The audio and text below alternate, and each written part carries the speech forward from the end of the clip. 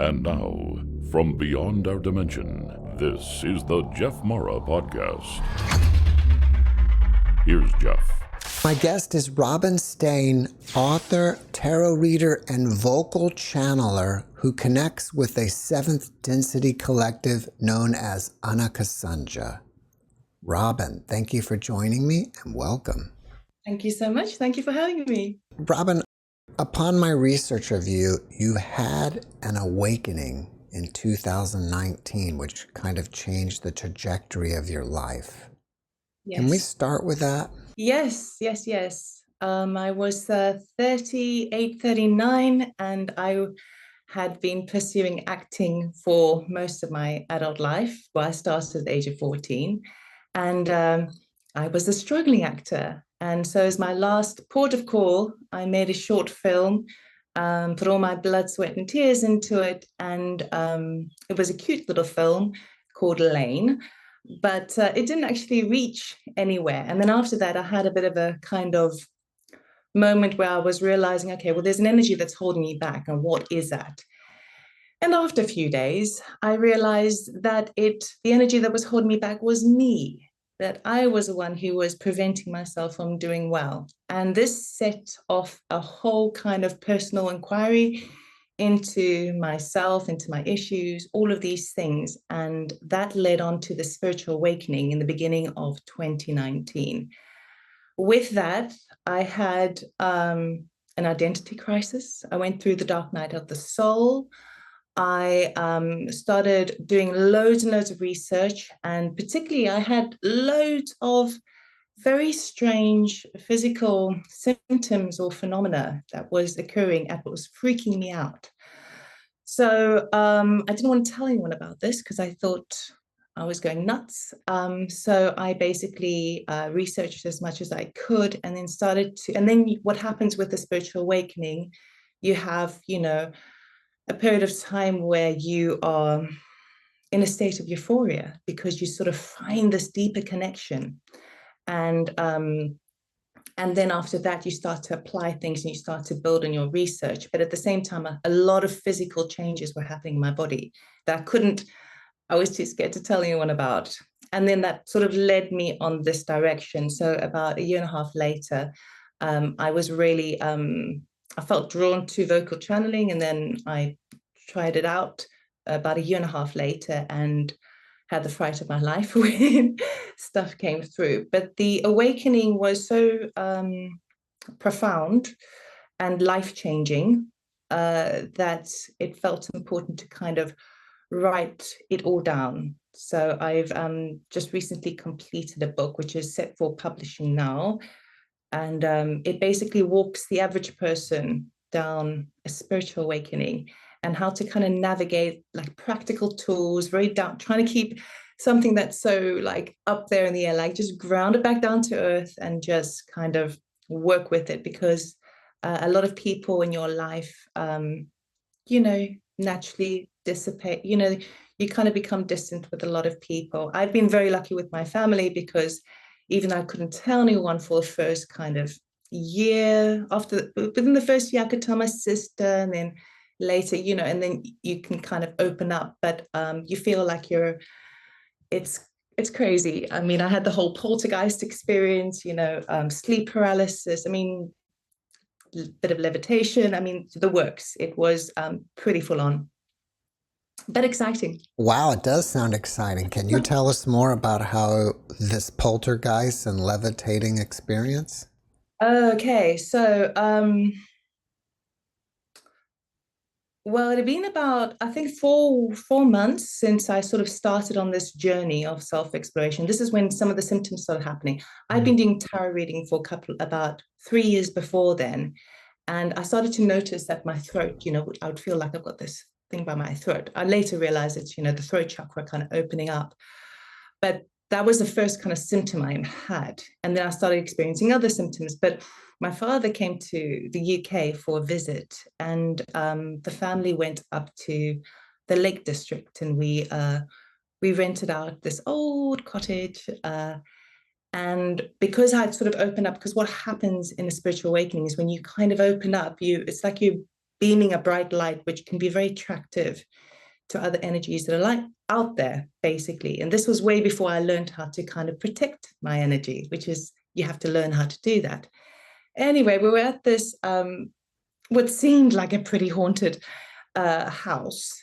And every night I used to go, I had my own room, my sister and her partner had a room, and my father had a different room. And every night my hair would be pulled, I'd be prodded, and it was just full on. And at first I was a bit frightened, so I tried to deal with it the first night. By the second night, I would sneak into my sister's room, her and her partner sleeping in bed, and I'd curl up on the floor just to be near somebody, because I was a little bit scared at first, but by the end of the week, I was just really annoyed by the whole thing. Because I had very little sleep. We even went out and got some sage, and I tried to sage the entire place, but it didn't really work. And it felt like a sort of a young feminine energy, but even my father, who is not into this sort of stuff at all, right? Even basically what happened was we ended up leaving sooner rather than later. My sister sort of said, I don't feel comfortable here, let's go sooner. And I was so grateful, because basically it was just me. I was just so sleep deprived. Only after that, when my sister told my dad what I had been experiencing, my dad was also like, I was there the one day when there was nobody in, and there was definitely someone walking through the corridor. So whether that's just like a haunted experience or whether I had sort of attracted it in, I'm not sure. But I certainly came back after that trip. And I mean, there's nothing more to say. It's just they were just poking me and pulling my hair a lot. There wasn't any movement of any objects in the room. It's just physical touches, And I didn't feel like it was evil. It was just more but it was annoying. You want to sleep, right? But when I came back, I saw a Reiki healer friend of mine, who was able to do some healing work on me. And because I brought some of the energy back, I don't know how that works, but it came home with me. And she was able to kind of talk to whatever the entity was and send to the light. And then after that, I had to learn how to protect my energy. And I've been doing that since. But of course, now I feel like I don't really even need to. We feel always protected from anything that's on your vibration, can penetrate or above. Anything less can kind of try and do its own little thing. Yeah. What did you discover that was causing you not to be successful as an actress? Like, was it limiting beliefs or? Yeah, very much so. So, I mean, it seemed like everything I'd done was spot on. Basically, I moved from Namibia when I was 14 to go to a performing arts school in London, where you start at the age of 14, you train. I did my degree, did very, very well. I was quite prepared to be you're starving and not interested in money so much, so that I was following the passion. So I felt like I was doing all the right things. And then what I realized was that I had a big fat ego. Like I wasn't you wouldn't think that I was so egotistical, but the ego had to die, in the sense that part of you, when you're acting, you're in a way hiding behind a mask, aren't you? So it's like, it felt like that was the only way that I could truly be vulnerable in a situation, was to channel it through a character. And then what I found out later was that, well, why am I not being me? So, because that would be the only way I could really open up.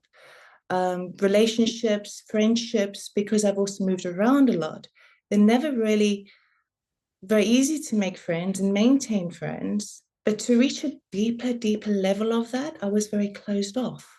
And so obviously, if you put yourself out there as a performer, even though you're reaching in a vulnerable state, I didn't believe in myself. And so if I didn't believe in myself, how would I expect anyone else to? So when you work through all of that, and then you think, okay, cool, I've figured it out, like, let me be an actress now. And then you, even though I was doing work, but not very much.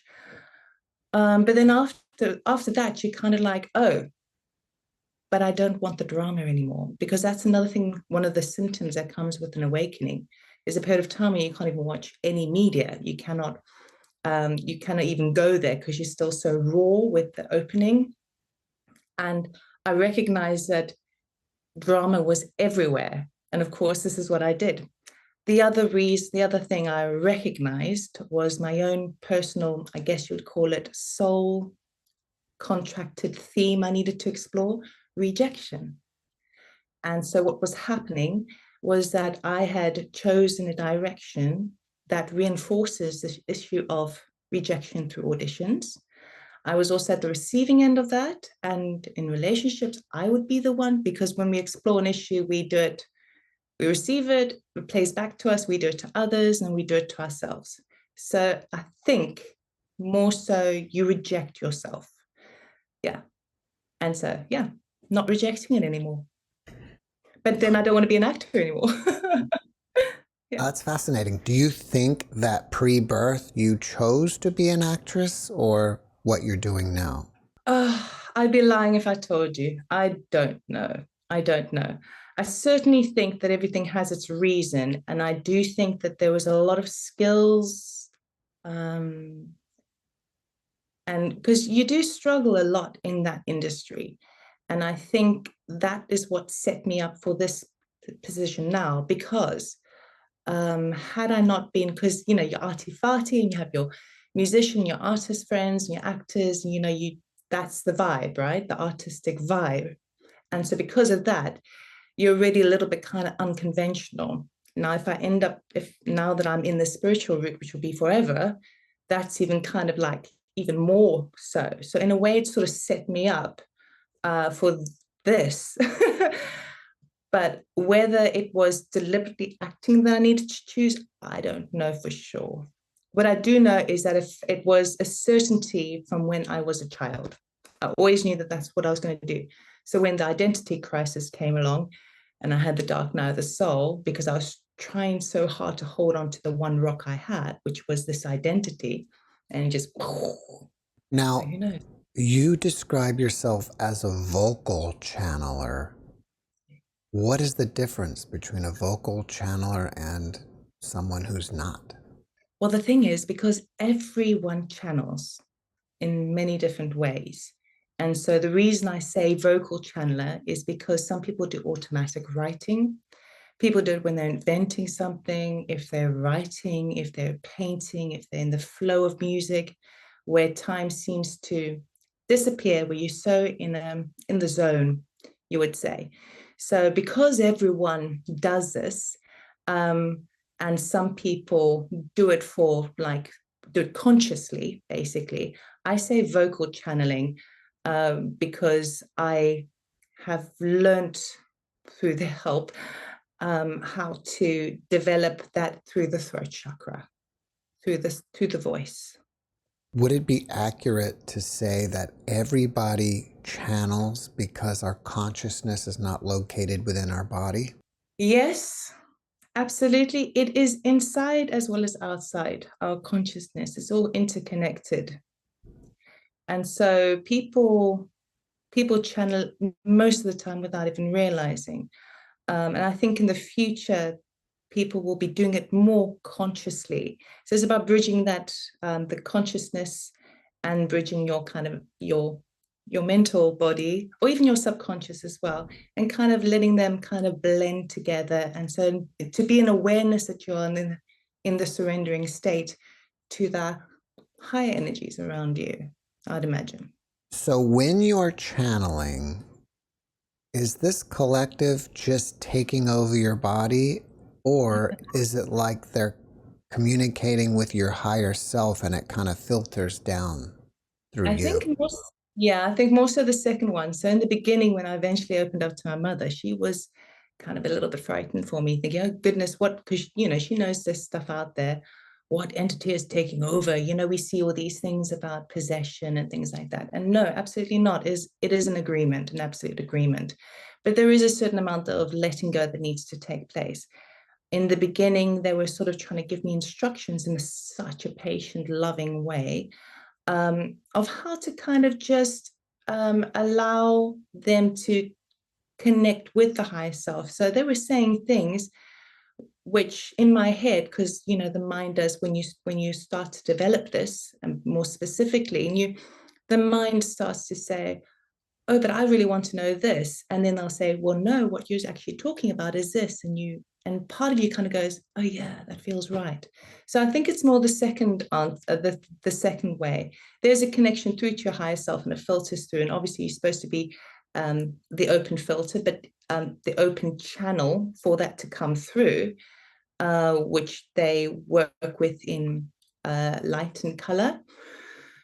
But there is obviously practice needed to kind of like switch off a bit. Are you aware of what's being said while you're channeling? Yes, I do hear it. So in the beginning, it felt more like a semi-trance, and I would sort of not be that aware of it. And I'd always listen back to my recordings. I've recorded every channeling I've ever done. Now it feels like I'm just sort of sitting there watching on the side, like over there, or that I can hear it as if I'm sort of next door. So I'm sort of aware, but I also get sometimes this is becoming more stronger now, is some visual images as well. But it's like a very vague visual image that comes with an impression and a feeling as well. But generally speaking, I'm just kind of sort of snoozing and listening and eavesdropping. Upon going back and listening to some of your channelings, what are some of the most profound, eye-opening things that you learned?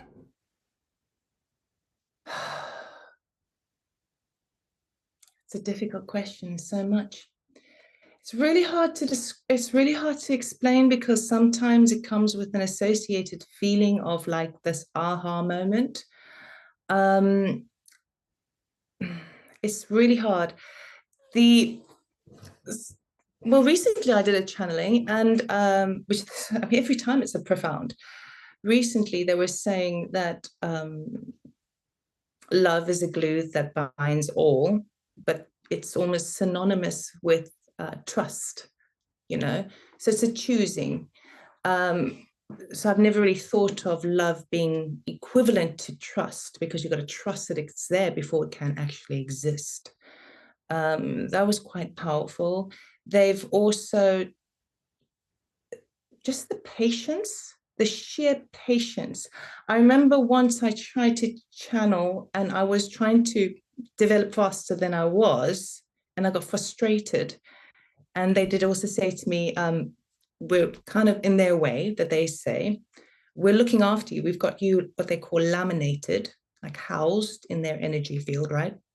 We've got you protected, but be very careful when you go into channel about how you open up, because you can, even though we've got you protected, it's not wise. So to always be in a loving state.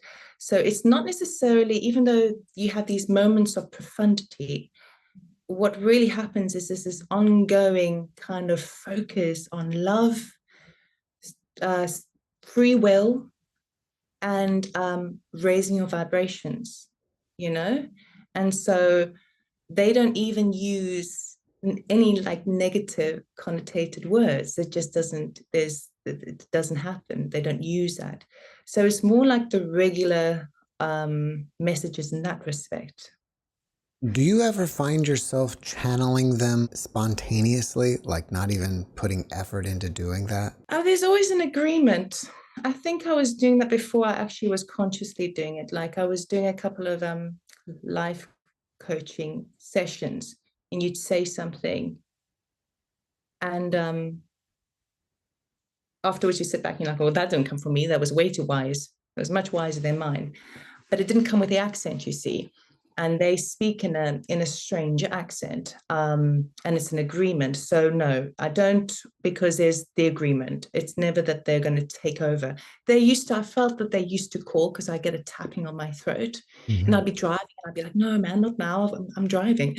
But then it was validated to me, because I was chatting with my sister, and then my sister went off on her own, and she started doing a meditation. She called their name, and her throat started tapping. So that helped me kind of go, okay, I'm still not going crazy. It's all good. but I realized that it's not necessarily that they're calling me, but it's probably just a throat chakra energetic change. So, but they've never kind of just go brrr, because I think I could in the past when I was a kid. So this is kind of interesting. In the past, I used to always speak gibberish, always. And since channeling, it's impossible for me to do it. When I first started channeling, there was English mixed in with light language. And I'd heard some other bits of light language, and it was the same language, right? And I kept on pushing, no, English, please, English. I don't understand this, But since it became more English from the beginning, in the beginning, it's impossible for me to speak gibberish because they just come through. So I don't know what's going on there. But you know how kids like go blah, blah, blah, blah, and just make words up and stuff. Well, I always used to be able to do that, and I can't do that. I mean, when you train in acting as well, you have to learn ways of kind of going into, like how writers do automatic writing, actors can also do automatic talking and things like that. So you loosen into it and you allow whatever to come through. So I could always do that before, but now it's just Unnakasunja. You mentioned that the very first time it happened, it was frightening. Can you take us through that experience? It wasn't so much frightening as it was, okay. So I had been watching a few channelings on the Kevin Moore show when I started having my awakening, because I just saw this stuff and I'd never heard about it before, and I just had a resonance with it. A few months later, I was telling one of my friends, that Reiki healer I was telling you about this constriction I was having in my throat, and she said, oh, well, yeah, you're a vocal channeler, you should try it out. And she gave me some guidance of some tricks to try out, and I did. Nothing worked. And then about over a year later, I'm sort of snoozing. It's about 12 o'clock at night. We've all been there when you're lying in bed, your eyes half open, and you're looking at your YouTube. And I stumble upon this, how to channel vocally. And for the most part, the 20-minute video didn't say much, but there were two things that really stood out. One was to be alert, and the other was to have no expectations. It was 12 o'clock at night, and I thought, well, if I don't do this now, I'm never going to do it. So I climb out of bed, and I'm half asleep, so really in kind of a like state. And I light a candle, put the recorder on, and I get into meditation. I meditate for 20 minutes, and it's dark all around me because it's nighttime, but I've just got this one candle. And then after about 20 minutes, I go, okay, I'm just going to press record and just basically open my mouth and just see what comes out.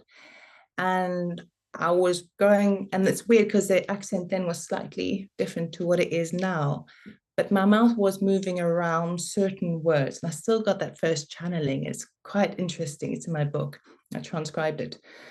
And because I was still kind of in a sleepy state, and then a 20-minute meditation on top of it, I was kind of half asleep. So it wasn't really until afterwards I could hear some words coming out, and it had a bit of light language. And then they said, okay, no, you want English. And then they were answering questions that I obviously in my mind was asking. And then I finished. And then the moment hits you like, oh my God, like, what the hell? That definitely wasn't me. And then you listen back to it and you're like, so it wasn't that it was frightening in the sense of like, like I know this stuff happens, I know it exists, but I didn't think I could do it. So I wouldn't say it's frightening, but certainly the prospect of telling anyone about it is a little frightening because judgment. So you're channeling the seventh density collective known as Unnakasunja. Who are these beings? They describe themselves as my star family. In the beginning, they explained that I remember their words, and we do look like you. So I'm assuming they can project as humanoid, but I had my sister ask them this again. a few months ago, actually, because we end up talking about channeling about other things, and they say they prefer to project as light bodies. So at the time, in the beginning, in the first year, they did say that they were on the Cassandras aircraft, and they said they were 10 kilometers above me, which is crazily close. And I remember I used to look out and go, oh, can you know, are you there? So I don't know. I'm assuming that they are what we would describe as ET, but they do also have a kind of angelic feel. And they've also explained that they are like light energy. So I imagine, I mean, I can only imagine that people or beings of higher densities with quantum entanglement can exist and can meld into different space-time by being, in a sense, light energy as well as being a kind of collective or personality. What is the process that you do to start channeling? Well, now it's very easy. In the beginning, I'll try and meditate for a good 20 minutes beforehand. You make sure my vibrations are up and all the rest of it. Now it's optimal if I do a 5-minute meditation beforehand, because I just think it's respectful. But I just normally need a few breaths. And as long as I am relaxed and not thinking about what I'm having for dinner and things like that, then I can ease into it, have a few breaths, and it's just automatic. All right. Would you be willing to channel for us now? Yes, I have no idea what they will say, but yes, perfect. Should I address them as Unnakasunja? You can address them whichever way you like. They will read you before you know it. My sound bowl forward, ching, and then breathe, and then open my mouth. Okay. Mm-hmm.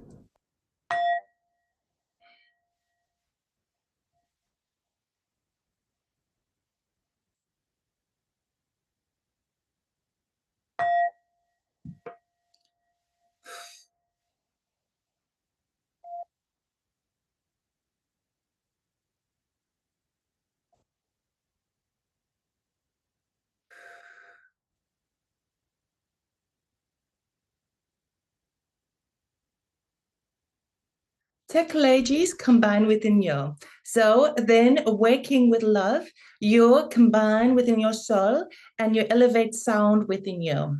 So recognize within love, all of us is elating with your light and your commands within.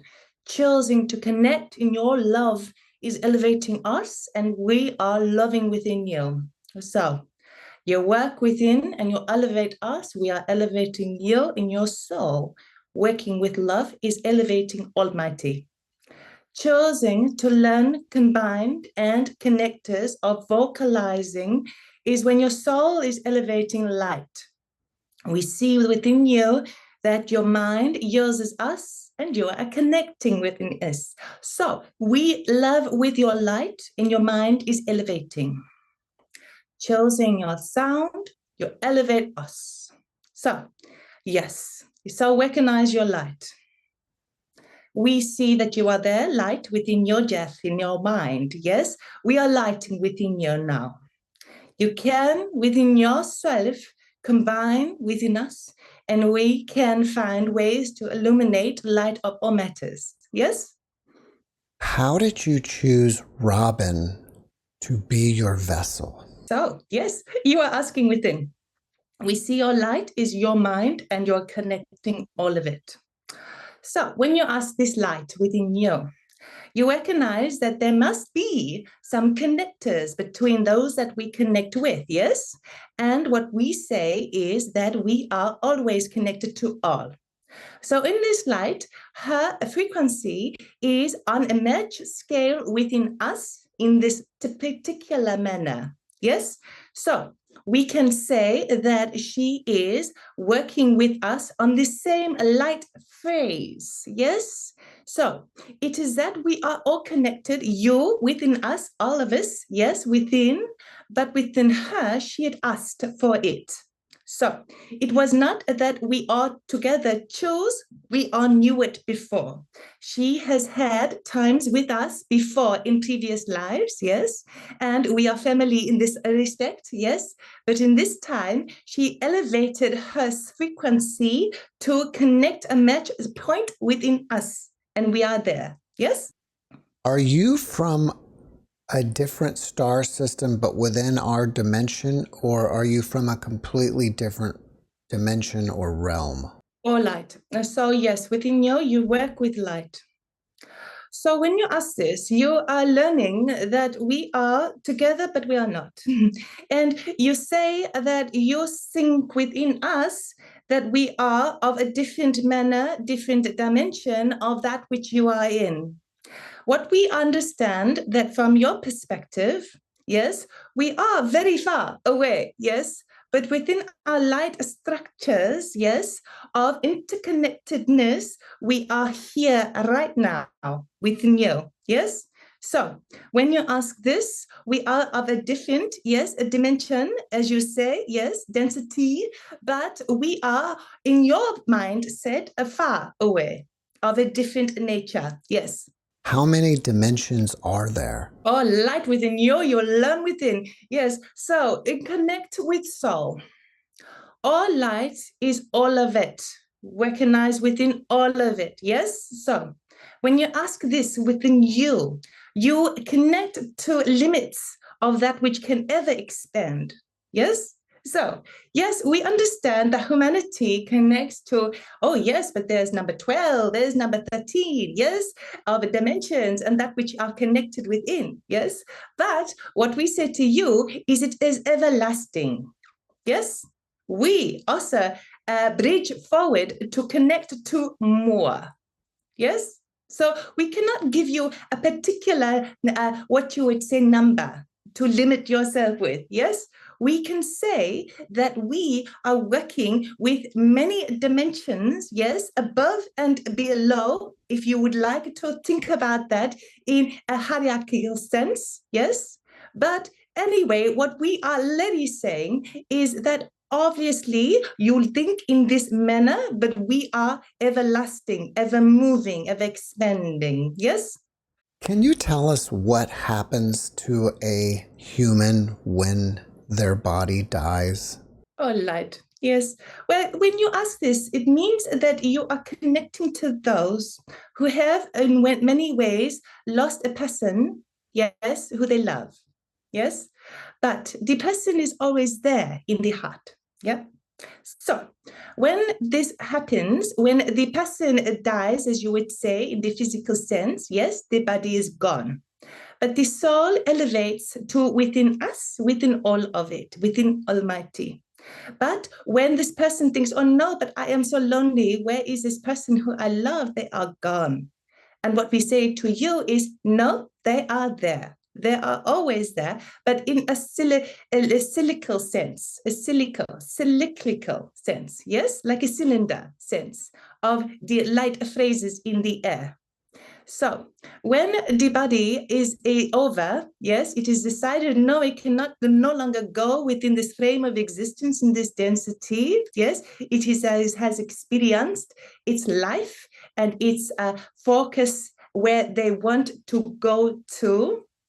Then the soul moves back within the Almighty. Yes, but you know this within you, Jeffrey. But we understand you are asking for other people who have experienced loss or who are perhaps thinking that they are going to be very ill and perhaps not live too long. Yes, and in this respect, those who are in this mindset are perhaps a little bit scared. What we would say is you go home. Yes, you go and you connect within us, within Almighty, and within everyone that there ever was. Why is there so much suffering on the earth? So, yes, now within you, we elevate within your soul to connect within us now within this. Yes? So, there are those who find ways to experience, to choose a certain frequency to connect with in order that they find highlights to elate to, yes, to elate to. So those who are suffering, yes, it is their undecided purpose to connect to this so that they may receive the highlights that is available to them. What it does is elevate within them what is that they can move towards to achieve higher lights of frequency and elevation. So when we say this, we understand within you that you are thinking, no, but this is too specific and it does not help those who suffer.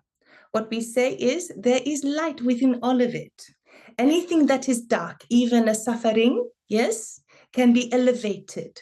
So in order to understand elevation, one must go in darker realms. Not always, but those who choose to experience before they come here, yes, they want to exercise their own free will in the knowledge of what exists within the parameters of life, yes, and then they can choose to navigate their own light as they will, yes? So in suffering, there is love. If you illuminate the light of it, yes? And when you are feeling this within you, past suffering, past pain, yes, past pain, yes, then you can understand the elevation at a high frequency and then move within this realm of existence. But it is determined by your soul's connection. When you die, do you have the choice of going somewhere else, or are you forced to return to the earth? So, yes. So when you ask this, you are thinking of structures in place. Yes? Yes. So what we say is there is a higher structure involved, yes, within all existence, but it is malleable. Yes? So what you can do is when you die, you decide, okay, now what do I want to do? Okay. And then you make sure within yourself that you experience a certain amount of healing. Yes. And then you think to yourself, but maybe I should go onto this planet instead, where I will understand this element of connectors. Yes. So what we say is that usually those who return to Earth choose to, yes, they can go somewhere else first and then come back. But often what happens is they decide, no, no, no, no, no. Now that I see all that is existing within Almighty, now I want to return and experience this great shift that is oncoming within us of all humanity. Yes? So what we say is it is the person's or the soul's choice, but they may choose to take a holiday first. It is choice. Right. Yes? Yes. Would the ETs or aliens prevent the humans from having nuclear war? Yes, of course, but you know this within you, Jeff. Yes? So we understand that you are familiar with these as scopes of light. Yes? So we understand that you have exercised your rhythms in understanding these ideas from multiple perspectives. Yes?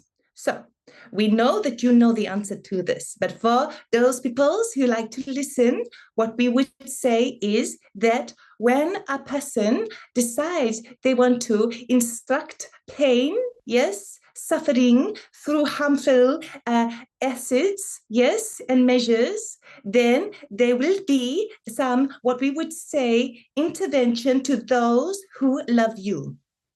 Yes. So it is in a way connecting to understanding that when nuclear connectors are elevated in the sphere of the earth, yes, it has ramifications in other planets. Yes. So in this measure, of course, one must say, no, but I must protect, yes, my own place. Yes. So these ramifications can impact other planets, yes, the fields of existence, yes.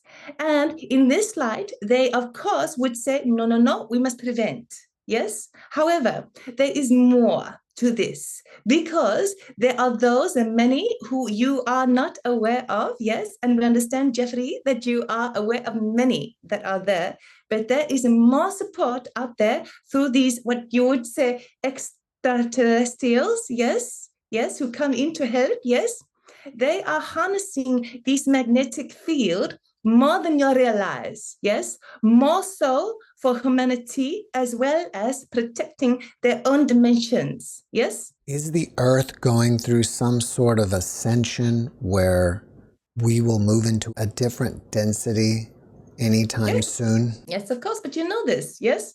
So we are operating, what we can see within you, yes, is a different mindset to those of others.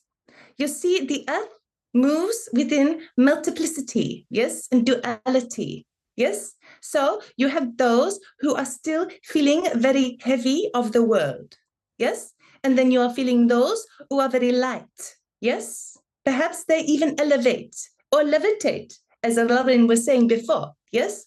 So there are multiple disciplines within densities now as it exists, yes?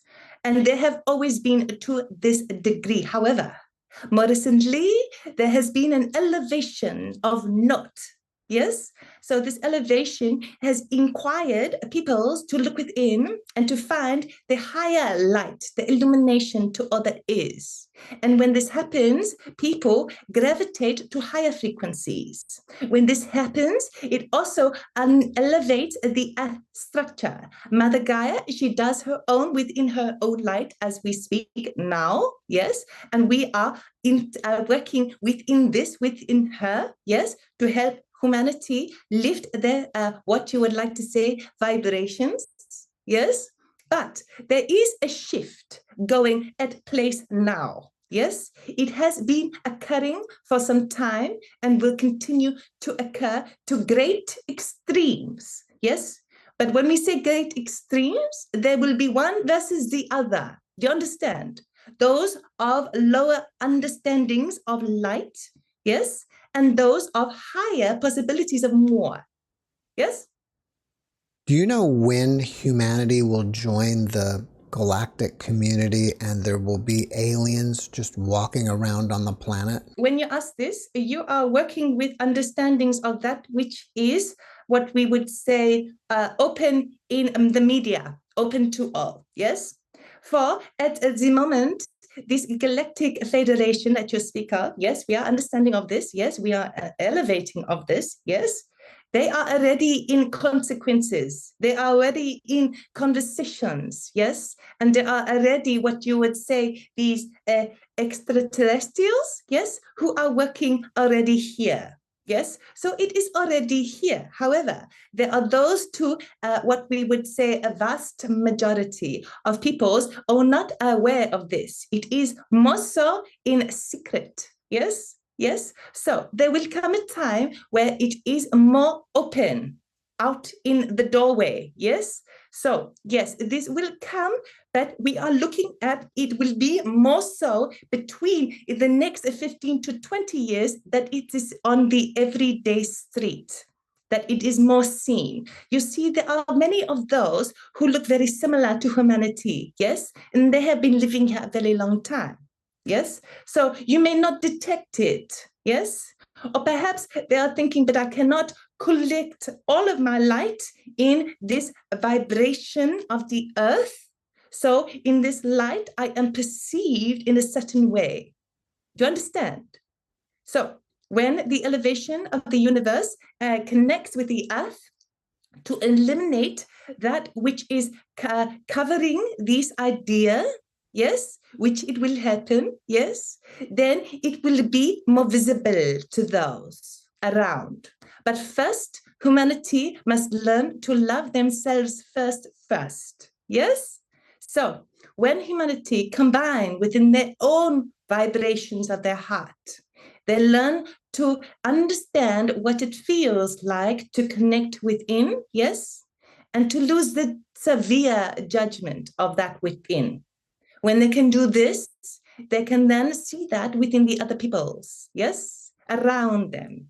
When this occurs, then it will be easier for them to accept the notion that there are those from other planets who coexist. They are here already, yes? But the Galactic Federation is already in communication with many out there who already resonate with it. Yes, because those who seek it call it and they arrive. This is how it works. This is how Robyn connected within us. Yes, she called, we alive, because we are in understanding of all of it. So for those who are aware, yes, and call it in, they can be in direct communication, yes, but for those who are not aware, it would take some time for them to understand the deeper measures of their soul existence. And of course, even when that occurs, there will be those who are not in playment of it. They do not want to play with the idea, yes? Are human beings a species that evolved and are from the earth, or were we brought here from another planet? Or sunlight within you. You work with the soul of your light now. In the mind, you trust within light to connect within. We see this now within you. You have elevated in this light. Humanity is a combination, yes? Then when you ask this, you are sensing, but no, but which ones are they combined in within, yes? What we see, and we want to find ways to put this in a lighter measure. Humanity have elements that are structured with the goals of the earth, yes? There is organisms that are connected within their DNA, yes? But within the understanding evolution of humanity as it sits now and as it sat a very while ago, yes, there was an integration. You understand? An integration between that of other places and here on earth. So then within you, you ask within us, but how? Who was it? Yes, when did this occur? So what we would say is this is an element of, one moment, connecting light codes from different frequencies, from different, what we would say, planet structures. And it was like this moment of, if you understand, an orchestra, yes, of many fields of light, yes, that grow within symphony and harmony with one another, yes, and this was infiltrated, yes, into the earth organism of the humans who were here before. Can you reveal to us things that will be happening on this planet within the next couple of years? So within you recognize within us that we have the elevation to connect, to see the potentials of more, yes? So within you, we understand that what you are asking within us is, what must we prepare for? And in this light, the question has an elevation of protection. What must we protect for? Yes? So what we understand in what we would say the next 5 years, there is luminosity, what we would say luminosity, so illumination of a higher frequency occurring, yes, within the earth plane, yes, and this will continue to occur within all. In this light, there will be a violet rays conducting to the magnitude of the earth core, and this will permeate outwards beyond. What this will entail is the frequency changes within the earth structure that will dominate certain land mass, yes, to connect and crumble a little bit. So what we are saying is we do not see too much in the way of earthquakes, although there will be, but not too devastating as you like to think of it, yes? We are not seeing a mass exodus, as you would like to think it. No, there is a connector happening in the car, yes? So within this magnetic structure, there will be a shift, yes, within the earth, within Mother herself, Yes, Mother Gaia herself. Yes, yes. So in this light, there will be changes, and it will change the land mass, yes, and it will change the structure of certain weather systems, yes, where in one place you have too much, another place too cold, too hot, and then too dry. Yes, it will change in this respect over the next 5 years. It will seem like it is a little bit crazy. Yes, yes, yes, because it will be one after another. But what we would say to you is it is not what we would say, it is not too much to think of. It is not to think that, oh no, but everything will go apart, because that will happen anyway, yes? And what we see within this is in terms of certain structures that you have in place, yes, yes. This domino effect, yes, from the magnitude of the magnetic frequency from the center of the earth, yes, will have a domino effect on certain systems within what we would say government, yes? And this would affect people's more so than the nature. Yes? So within this light, we understand that you are thinking, oh, no, no, no, no, but now I fear what is happening first. And no, what we would say is this is something to connect to the illumination of, yes? When there are elements that fail to respond to what was there before, yes, it highlights within you, where do you want to go? Yes? Something must break before it can be repaired. Yes? And so in this light, what people will see within the next 5 years is a lot of people will be extremely unhappy about the changes to the certain structures that they are so familiar with. Yes? So, but as you are aware, and we know you are, Jeffrey, yes? We are aware that you know that the elevation of light in Almighty, yes, is in a way understanding of all of this and being able to illuminate, highlights, bring higher the volumes of evolution, yes? In this light, it is also to connect to more, the potential of more, yes? So in this light, what we see is that those who are connected to what we would say, expect the unexpected and be open and loving regardless of what happens, yes, this is going to shift things faster, yes, to go to a placement of peace, more so closer, yes. So in this light, when these systems tend to fail us, yes, when we think, oh, no, no, no, but the government cannot look after us, yes, the systems of monies and electricities, yes, and waters, yes, that is beyond our control, yes, is our determining our survival. Yes, we do not want to paint a bad picture. What we are saying, these elements are already happening now, and you know it is. Yes, you are just seeing the first structures of it happening. Yes, so in this light, you have the ability to become innovative. Yes, to find new ways to undermine the structures that have kept you prisoner. Yes. And in this light, you illuminate and you gravitate to higher realms of existence. Yes?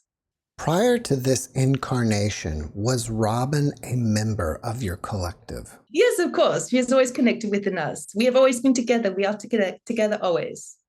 Do you have a message for humanity that we need to hear at this moment? Oh, light within you, you'll elevate now. So, we are learning within you and within all who listen that there is the desire, yes, to connect to all these higher frequencies. We understand within you that there is an inner calling, yes, to find ways to connect within. What we say is, when you ask for this within, you are there, yes, you are halfway there. So when we say all these things about the future, which for some people say, oh no, but I cannot think about what's going to happen in the future. What we say is no, but to understand that there are higher levels to connect within, and everyone can be able to do it within their own measures. Yes? So when we live within this idea, we say to you that it is available, always available. Yes? In loving connectors and asking for more, yes, then you are exceeding your own expectations. So the idea behind this then is to try, if you can, to eliminate limits of these expectations. Yes? There is more available than you could possibly realize in this moment of time. And in this moment, yes, this particular moment, if we were to pause it, yes, in a frame, yes, there is so much available, even in this particular frame of moment. Now you can exercise your sovereignty, yes, of achieving that of your highest desires. It is accessible, and we support you in this. We are always there, yes, and there are many others who may perhaps you will feel more in vibration of, that you connect within or to, yes, yes, and do so. It is available for you. It is why you are here. The idea that you are here is to understand that you want to exercise an element of amnesia, yes, before you understand where you really are. So you know that it is available. So what we say is reach for it.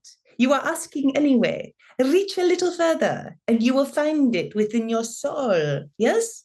And in doing so, you path the way for all around you, yes? Humanity at large. It is happening already that you can be part of this wave of illumination, yes? Of light, of love, and the higher existence of Almighty, yes? Thank you for sharing with us today. I don't have any more questions.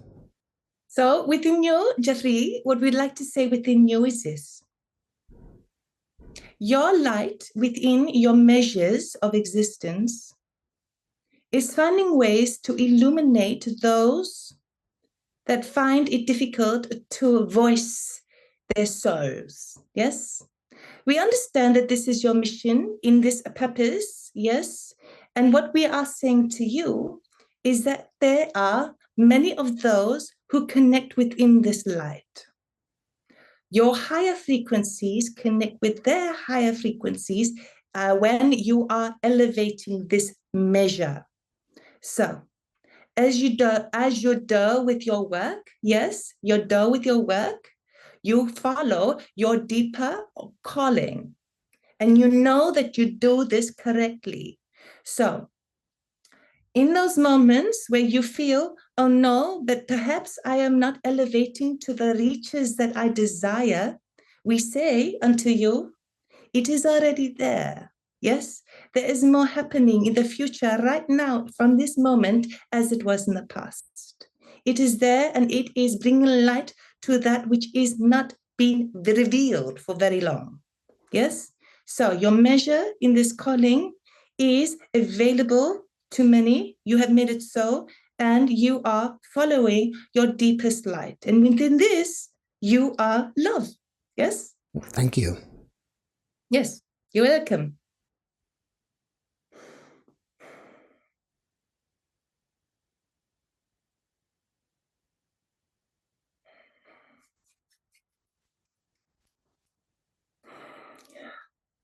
Okay.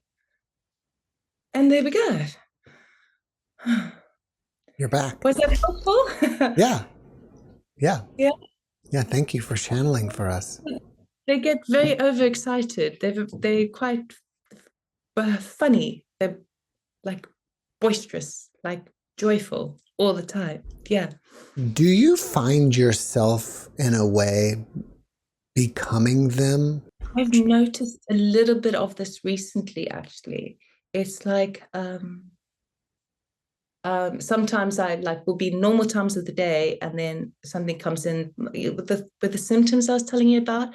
I also get tingling at the back of my head, my scalp, as well as all over and everything. And occasionally through the day, it's almost like you get a message or an impression in, and then you just start twitching. And I never was a twitcher before, but there we go. But there's also other things, like, for example, they speak so strangely, and I've noticed in the beginning they used to go a lot. I don't know why. And before you realize, you start to bring that into your own, like, with my sister, I'd be like, oh, because you get used to the funky accent. But I definitely do have impressions where I find myself, we all get angry, we all get like love frustrated with things. And then you have this high awareness of yourself, and you're dipping, but you just want to spite yourself a little bit longer and just feel a little bit sorry for yourself for 5 minutes. And then you've got this almost like, it feels um, like they're having a good gas, like they're just pissing themselves laughing about this thing that you're doing to yourself, that you're deliberately keeping yourself feeling rubbish. And then you have this feeling of this, they just find it hilarious because it's a choice.